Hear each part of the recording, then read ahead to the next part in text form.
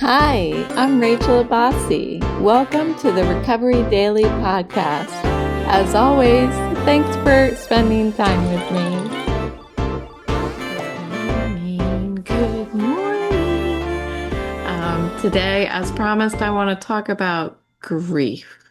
And this topic came up where was I? Yesterday morning, I think. And it's a good follow-up to the episode yesterday about when something is wrong. What was it? When something is disturbing me, there's something wrong with me or something like that. Sorry. If I don't have it right in front of me, I have zero memory. So I apologize for that. But that's just more reason to go back and listen to yesterday's. So today, I want to talk about how to grieve sober. It's not because I'm an expert at grieving. What I'm going to talk about is my experience and how my grieving has evolved over the past 10 years. I still don't like to grieve. I don't think anybody likes to grieve. When you're grieving, that means that there is pain. So it's how to feel the pain without becoming the pain, you know, without breathing the pain in and out. Grieving feels like I'm doing everything wrong. Um, It feels like I don't know how to do life. It feels like I don't want to do life anymore. Whether I'm grieving the loss of a person or I'm grieving the loss of my previous life before my stroke, grieving my identity, um, grieving the life I thought I was going to have that no longer is something that I am going to be able to attain. Um, Being sober, when we first get sober, it feels like just an overwhelming amount of pain. At least that's what it felt like for me. Over time, it started to feel like a lack of pain, like I was free from all pain. And I think that's the pink cloud that people talk about when you first get sober, like your first, I don't know, year, whatever, that you're feeling this like, oh, everything, I'm on top of the world. And then life starts getting lifey, as they say in the program. And then it's like, okay, wait a minute. Now, how do I actually do this sober? When I was actively drinking in my disease, I would, if something hurt, I would drink. Um, it was a distraction for me. So I didn't know how to grieve. So my best example, and I think I've mentioned this before in the podcast, is a guy that I liked when I was in high school. And we had, I don't know, maybe it was a couple weeks that we were attempting to date. And I decided in my young teenager mind that, oh no, I don't want to date him. And so I guess I broke up with him. And then soon after, I realized, well, maybe I don't want him, but I don't want anyone else to have him either.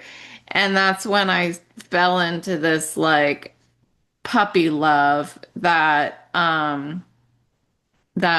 was just consuming. As a teenager, this was consuming. So what ended up happening is he passed away when I graduated from high school. He passed away that summer in a motorcycle accident. And I was devastated. I was devastated. And I didn't know how to grieve. My friend became frozen in time. When I lost him, he was frozen in time. The problem is, I was frozen in time. My grief was frozen in time. Um, I drank. I was already drinking alcoholically at that point. And I was stealing my mom's wine. I was stealing my mom's cigarettes. I think I did mention that to her eventually. If not, I even talked to her about it again recently. But so the grief never moved. um, I had really pressed pause on the grieving process because as soon as I put alcohol in my body, I wasn't processing my emotions. I was preserving my emotions. And even though I was crying I shouldn't say constantly, I was constantly sad. This was one of the, is it the crux? This is one of the reasons why I started falling into this depression because I had this grief and I didn't know what to do with it. So before he passed away, I had spent several years, a couple years, I should say, writing poetry about this guy. I mean, that was my journaling at that age. And that was how I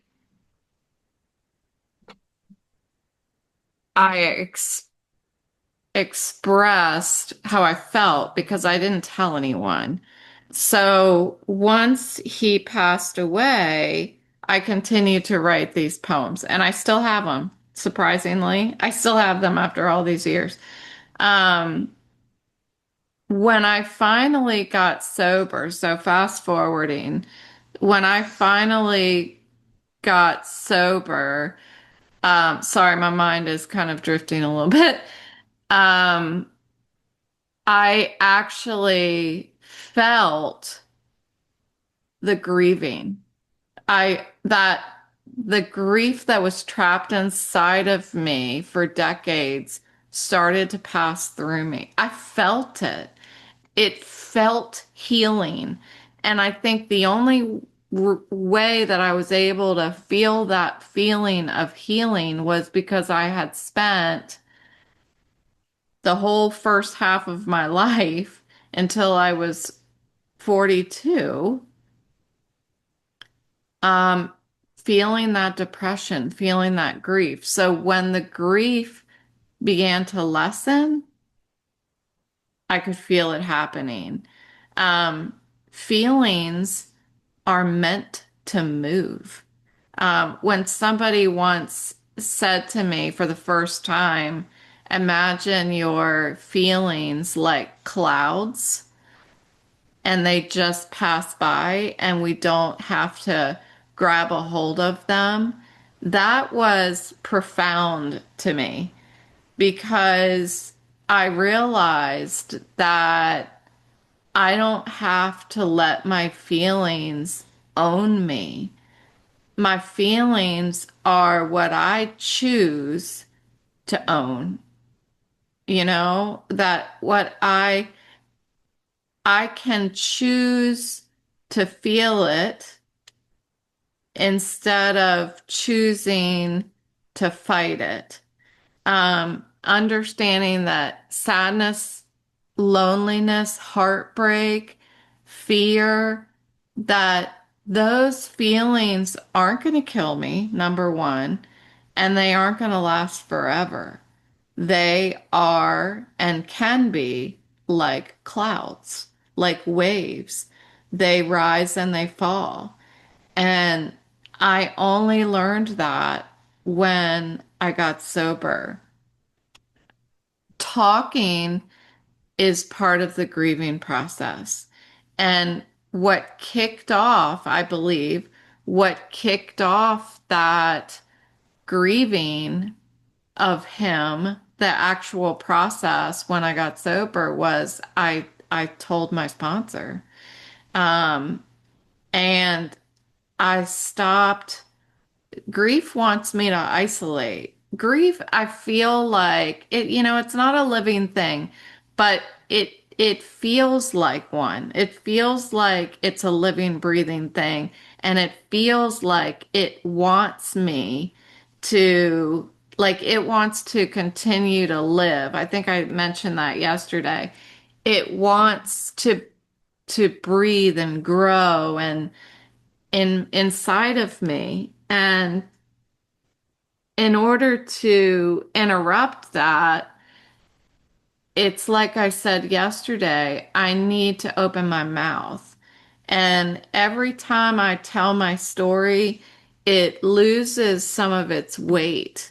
It reminds me that I'm not alone and that to I was meant to experience these things with other people. I I keep mentioning recently, I think that I feel very passionate that we as human beings are meant to live in close connection with one another, that we are meant to share our experiences and learn from each other's experiences so we don't have to keep recreating the wheel. We can't move forward um, unless we share because I will experience something and learn from it. You will experience something and learn from it. And then we never get past any point. We all reach the same point. If we share our experiences, then if you share with me, I don't have to learn that lesson. I mean, I tend to want to learn the hard way. So then I don't move forward as fast. But I think the greatest gift we have is the ability to share with each other, learn from each other, accept help, not just ask for it, but accept it, and then we can all move forward faster and further. So, when I go to a meeting, it's important for me to share about my grief. For me, recently, the grief is grieving my previous life before my stroke. But I've watched other people in the meeting grieving their spouses, their children, their jobs, um, their dreams, and staying sober.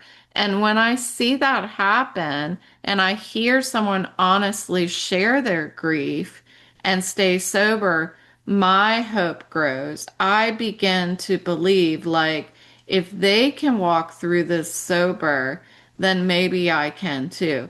Maybe there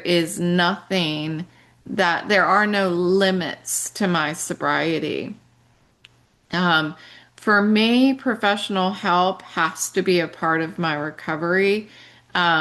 If it's just, I feel like it's not enough if to just go to meetings. I feel like it's not enough just to pick up the phone and call my sponsor or call a family member or call a friend. It's just not enough for me. And I go to a lot of support groups. I go to stroke support group. I go to a vestibular support group. I go every day to my AA meetings, and I also go to a psychiatrist. And for the most part, I talk to her every Wednesday, which is today. Last Wednesday, I forgot, which happens rarely, but I was feeling so terrible last week that I was laying in bed and realized at the moment that it would have been the end of my session, I looked at the clock and I was like, "Oh, I missed it." It was just because I was laying in bed. Um, but I need all of these different channels to talk about my story in order to get that grief to pass through me.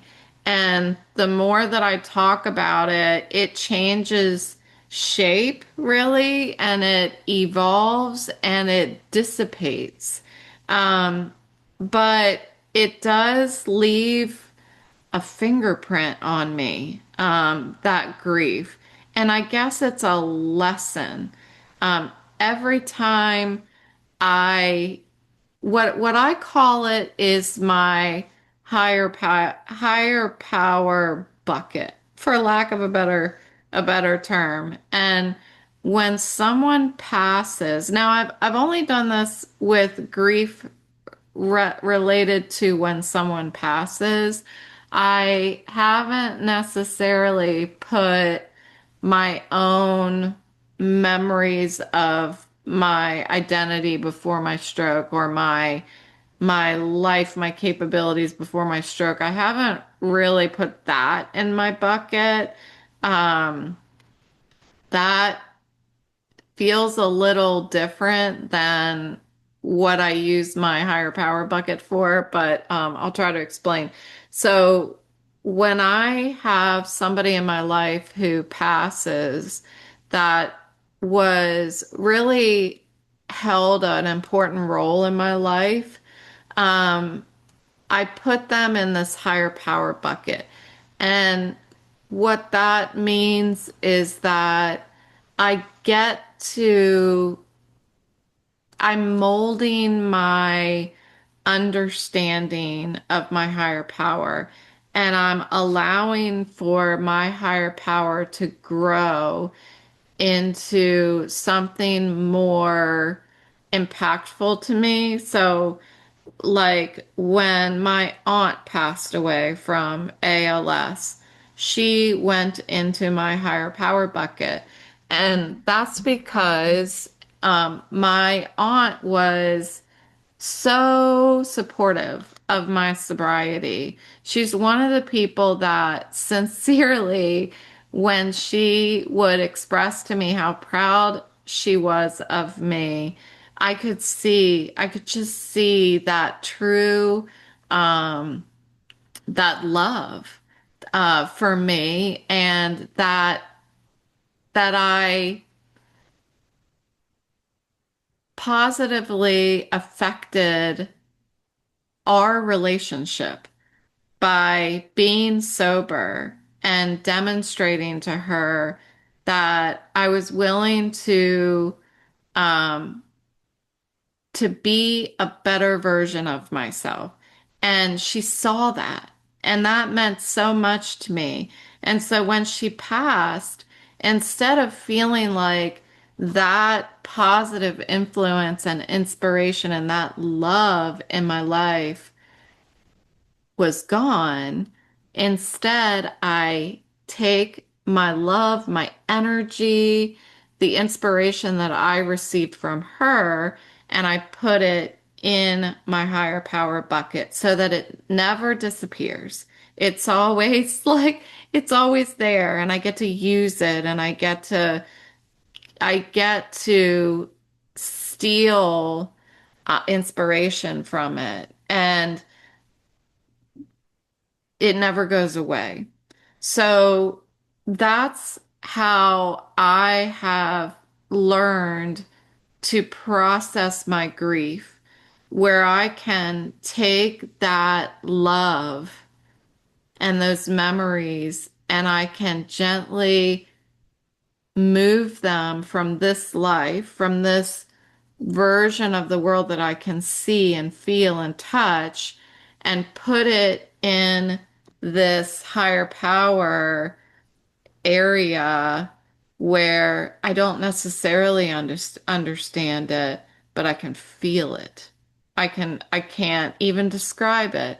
I can just feel it. And that's where I get to put them.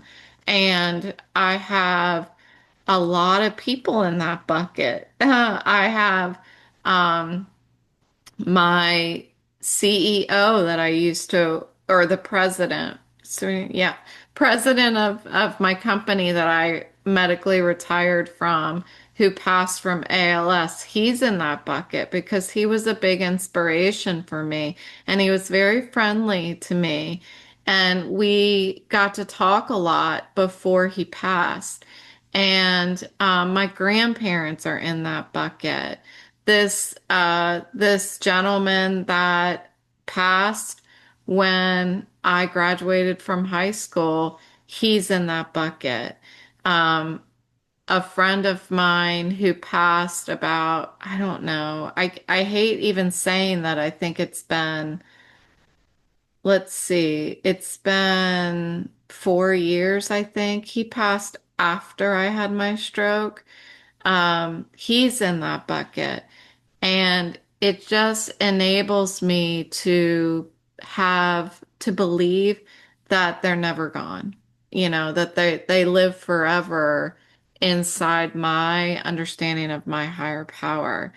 So this faith that I have, this is included in my faith.